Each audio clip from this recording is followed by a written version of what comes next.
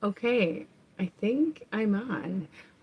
This is just really impromptu. I didn't announce this, so I don't really expect anyone to be here. Um, but time ran away from me yesterday, so I didn't get to post for a friend who told me that they trust my opinion about drugs. They were talking about prescription drugs, and I just wanted to speak a little bit to my experience of taking antidepressants. And like my usual disclaimer, I'm not a doctor, I'm not a clinician, and even if I were, I'm not sitting here giving you medical advice. That being said, I just have like a few general pointers about myself. Let me adjust this camera here. Being someone with a mood disorder, with bipolar disorder, and other diagnoses, I take these things for granted, like knowing, what's an SSRI, what's an SNRI, things like that. But I think there's a lot of misinformation out there, and generally, you have to take everything with a grain of salt, including what I'm saying, right? Because I'm only one person. So, my main takeaways are everybody has their own body chemistry, so what one person's experience is going to be is not necessarily going to be your experience. In general, with antidepressants, they tend to take a while to really ramp up into your system. Some of them, in my own experience, kind of started working a little sooner. Like for me, Prozac, I felt like made a difference right away. Um, and Buspar as well. But then I had side effects from Buspar. I had like the brain zaps and the orthostatic hypotension, where like when you stand up and you feel dizzy and stuff like that.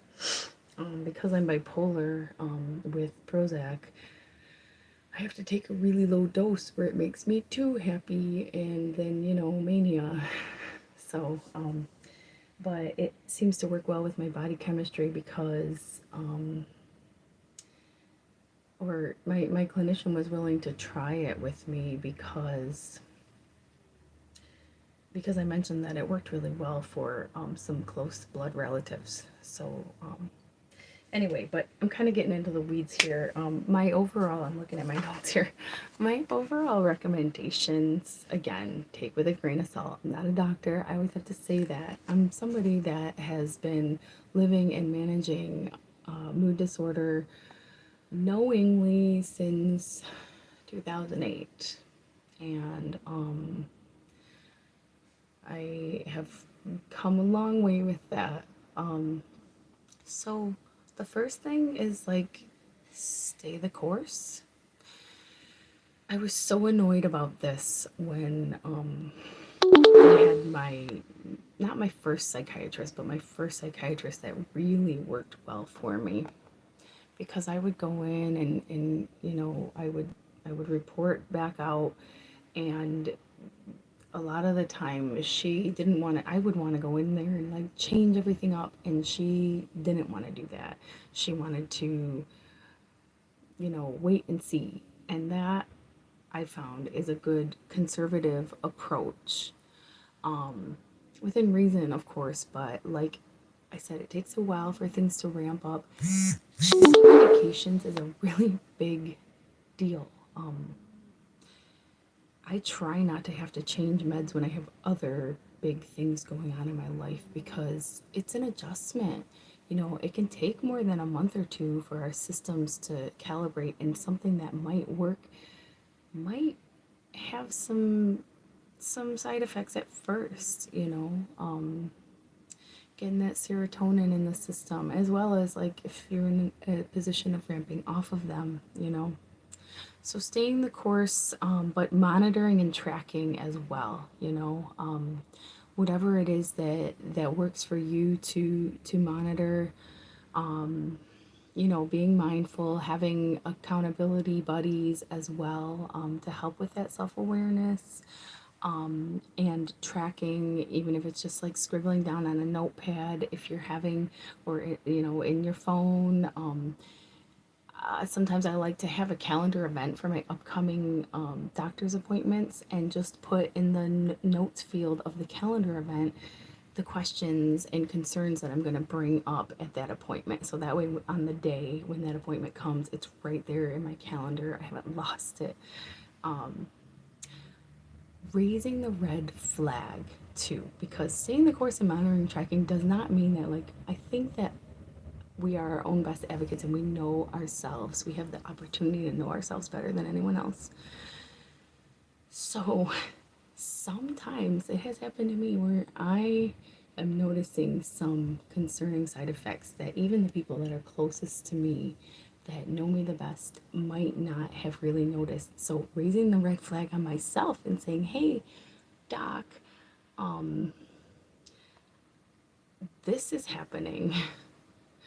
So, and really making sure that you're heard. If you're not feeling heard right away, you know, advocating for yourself. So that's my last point, is asking and advocating.